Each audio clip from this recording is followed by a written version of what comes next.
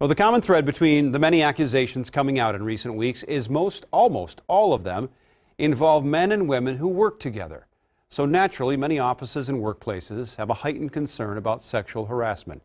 Fox 9's Leah Bino joins us now after speaking with a human resources expert on this very topic. Leah?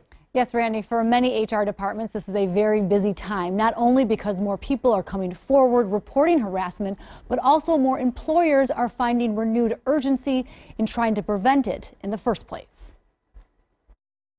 I think it's going to be great. I think it's going to be, a different world for our sons and daughters. More than 20 years as a human resource consultant, Gureghian calls this a unique time. What seems like a tidal wave of sexual misconduct accusations making headlines has led to a certain level of paranoia in many professional settings. I've talked to people recently, some men that have said, what can I say and what can't I say, Karen? I mean, as far as what is acceptable and what's not acceptable at work. Gureghian believes at minimum companies, regardless how big or small, should have a clear sexual harassment policy in place and annual training.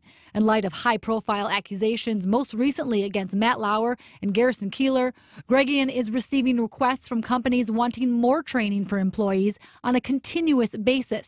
She points out what might be common sense to one might be a teachable moment for another. If it's every once in a while someone comes in and says, hey, you look nice today, or I like your dress, or something like that, that's fine.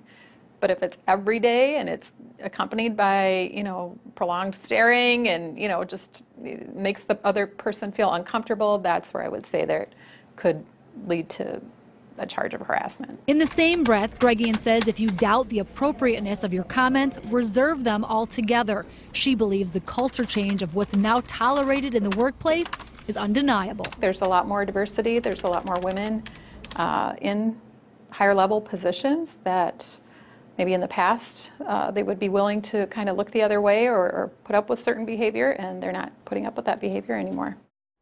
Gureghian adds her general rule of thumb is this: if you wouldn't say it to your mom or your sister, don't say it at work.